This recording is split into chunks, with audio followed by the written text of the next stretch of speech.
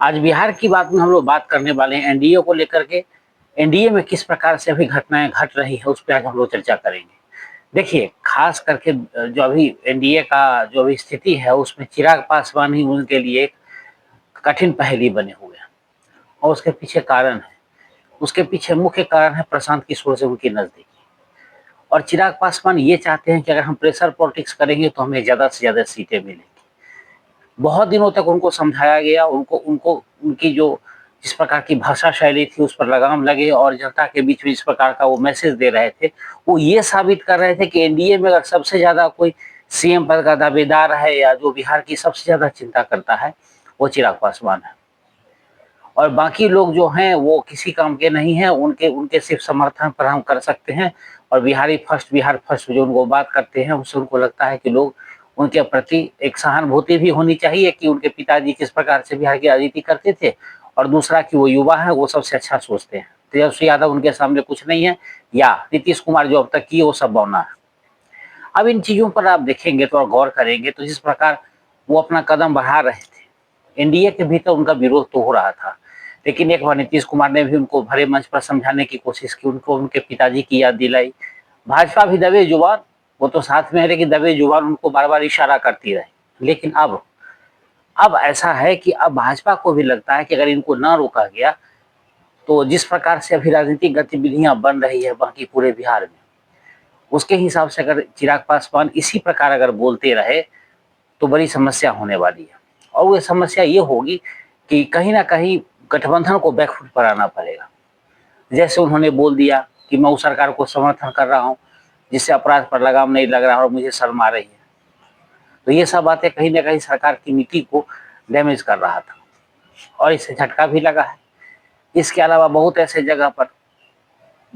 मुद्दे हैं जहां पर उन्होंने सरकार की अपनी ही सरकार की गतिविधियों का उन्होंने विरोध किया था। तो आप देखिए, अब जदयू ने उनके खिलाफ मोर्चा खोल दिया है। खास करके जदयू के प्रवक्ता नीरज कुमार हो या बाकी लोग हों, वो सब अब फ्रंट फुट पर आ गए। वो चिराग पासवान को चाहते हैं कि वो अपनी हद में रहें और उससे ज्यादा ना बोले, वो गठबंधन धर्म का पालन करें और जो साथ चलने वाली जो मर्यादा होती है उसका बिल्कुल ख्याल रखा जाए।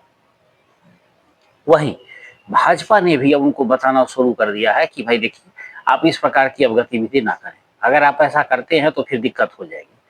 लेकिन चिराग पासवान रुकने वाले कहाँ हैं? वो तो अपना जो उनकी जीव मतलब अभी वो राजनीतिक शैली अभी जिस प्रकार की उन्होंने बनाई है, बिल्कुल उसी पर वो चल ही रहे थे। लेकिन जब से मुकेश सहनी से डील शुरू हुई है, अब उनको थोड़ा सा खतरा महसूस हो रहा है।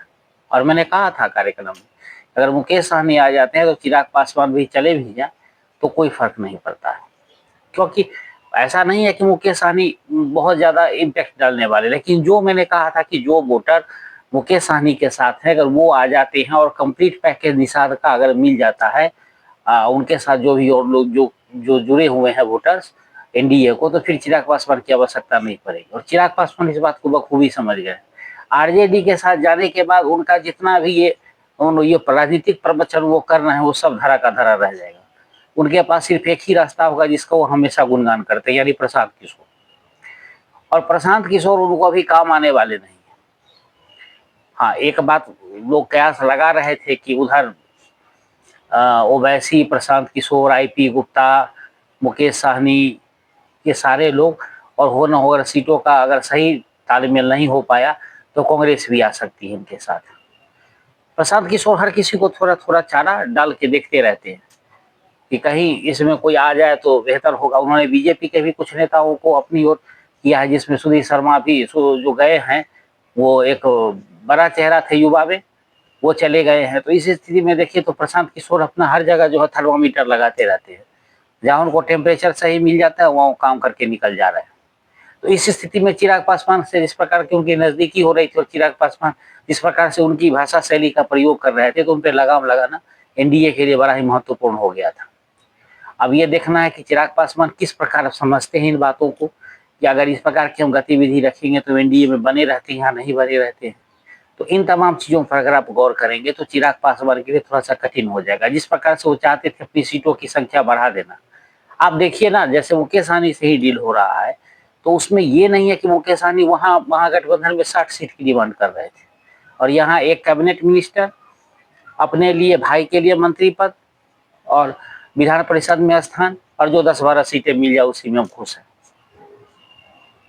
तो जब मुकेश सहनी नेगोशिएट करके आने को तैयार हो सकते हैं, तो चिराग पासवान को भी समझ में आना चाहिए कि 5 सांसद वो भी मोदी के भरोसे है। उनका अपना कितना जनाधार है, 2020 के चुनाव में लड़के उन्होंने देख लिया था। तो उनको समझ में आ गया था कि उनकी अपनी जो विचारधारा से जुड़े हुए लोग हैं वो कितने हैं और कितना जनाधार है। तो एनडीए का फायदा उनको कितना मिला है, एनडीए में होने का उनको बखूबी पता है।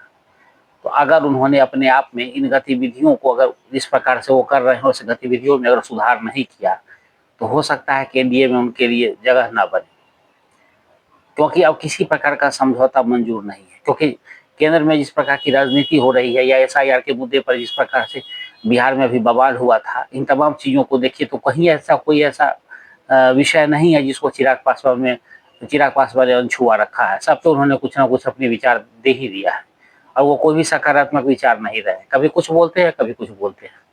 लोग उनको सुलझा हुआ नेता समझता था, लेकिन इस प्रकार की गतिविधि अभी उनकी हुई है और जिस प्रकार की भाषा शैली रही है पिछले 3-4 महीनों में, उसमें कई लोग, जीतन मांझी जैसे नेता भी कह चुके हैं कि उनको बोलने की मर्यादा है, न गठबंधन धर्म का पालन करना उन्हें आता है, और न ही राजनीति की उतनी समझ है। तो उनकी सोच पर भी वो सवाल उठने लगे। तो देखते हैं चिराग पासवान कितना इसमें सुधार करते और एनडीए में बने रहने के लिए या क्या क्या करते हैं, या एनडीए से जाने का उन्होंने मन बना लिया।